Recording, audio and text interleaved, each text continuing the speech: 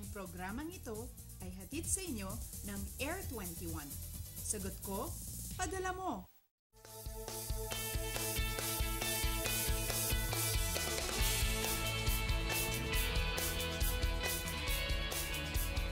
Magandang umaga, Luzon, Visayas at Mindanao. Kamusta po kayo? Naku, sana po tayong lahat ay nasa maayos sa kalagayan ngayon dahil nga po isang bagyo na naman ang nagdaan sa ating Philippine Area of Responsibility nitong mga nakalipas sa mga araw. Pero dahil po sa ating pagtutulungan at pagiging handa ay muli po natin itong nalagpasan. Talaga namang wala po makakabuwag sa tatag na meron tayong mga Pilipino. Pero syempre mga kababayan, hindi po dito nagtatapos ang lahat. Dapat po araw-araw po tayo magbantay sa lagay ng ating panahon dahil may bagyo man o wala, dapat ay laging handa. Kaya naman live mula sa Pag-asa Weather and Forecasting Center, ito po ang Panahon TV na mula Lunes hanggang Linggo, una maghatid sa inyo ng pinakabagong ulat panahon. Mapapanood kami via online streaming sa www.ptv.ph. Kasama niyo po ngayong Tuesday morning, September 16, 2014. Ako po ang inyong weather lover, Amor Rosa. At dahil nga po kahapon po ay nakalabas na nga ng ating PAR ito nga Bagyong Luis, sa puntong ito magkaroon lang po muna tayo ng short recap tungkol po dito sa nasabing bagyo. So ito nga pong si Bagyong Luis, ito po yung ikalawang bagyo natin para po sa buwan ng Setyembre. At ito nga po ay meron pong international name na Kalmegi. At ngayon po, alamin na po natin yung naging movement nito bago at nung ito nga po ay nakapasok na dito sa ating PAR. So September 11, 2014, isa pa lamang po itong low pressure area, isang sama ng panahon na mataan po natin yan sa layong 600 kilometers mula po yan sa eastern boundary ng ating PAR line. Bandang hapon naman po ito po ay na-develop na sa pagiging isang ganap na bagyo o tropical depression at yan po namataan po natin yan sa layong 1,400 kilometers east of Visayas. Wala pa po yung pangalan o local name dahil pagsapit po ng September 12, dun pa lamang po natin ito binigyan ng local name at tinawag po natin na Bagyong Luis. Yan po ay namataan po natin sa 1,050 kilometers east ng Virac, Catanduanes. Yan po ay nasa loob na nga ng ating area of responsibility. Bandang hapon naman, ito po ay lalo pang lumakas sa pagiging isang tropical storm. Sumapit naman po ang September 13, 2014, ito nga si Bagyong Luis ay namataan natin sa 500 kilometers east ng Virac, Catanduanes. At bago po magtapos ang araw na yon, ay lalo pa itong lumakas sa pagiging isang ganap na typhoon. At noong September 14, 2014, itong si Typhoon Luis ay nakapag-landfall o tumama na po sa kalupaan. Dyan po ay sa pagitan ng Cagayan at ganun din ng Isabela area.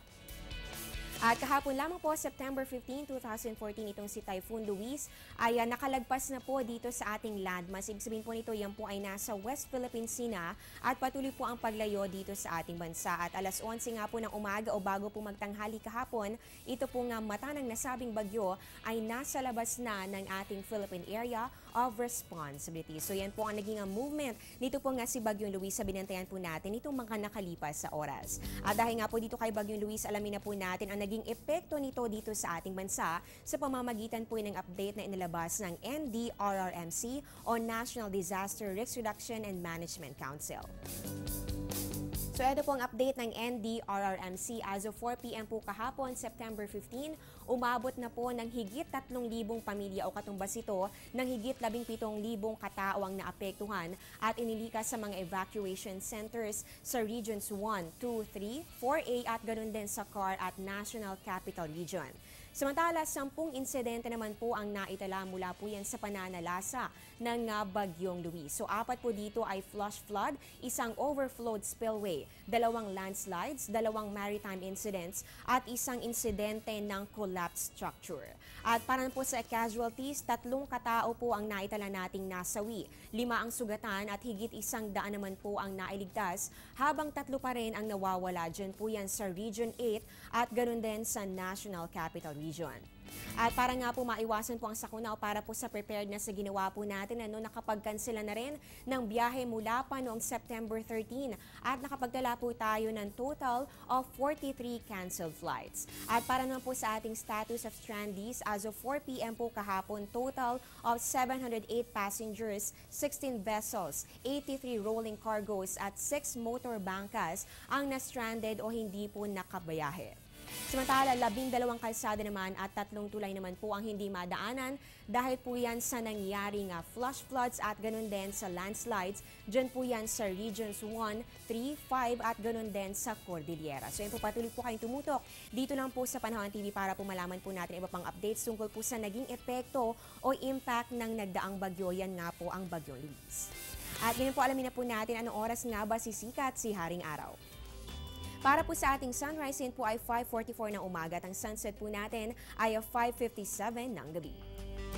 Para naman sa ating moonrise, yun po ay 11:55 p.m. at ang moonset po natin ay 12:11 a.m. Para po sa ating face of the moon ngayong araw na ito, September 16, 2014, inaasahan po natin ang pagpapakita sa kalangitan nito nga last quarter moon. Ibig sabihin po nito, half illuminated ang ating buwan at kabaligtaran nga ng epekto ng full moon, inaasahan po natin ang mas mababang variations sa ating high at ganun din sa ating low tides. Pero bukod po dito, inaasahan din po natin kaabang-abang rin ito nga apogee. Yan naman po inaasahan natin pagdating po ng September 20, 2014. Ito po yung punto kung saan ang ating buwan ay nasa pinakamalayong distance mula po yan dito sa ating mundo. At dahil nga po mas malayo po ito, inaasahan din po natin na mas maliit kesa po sa normal ito nga appearance ng ating buwan.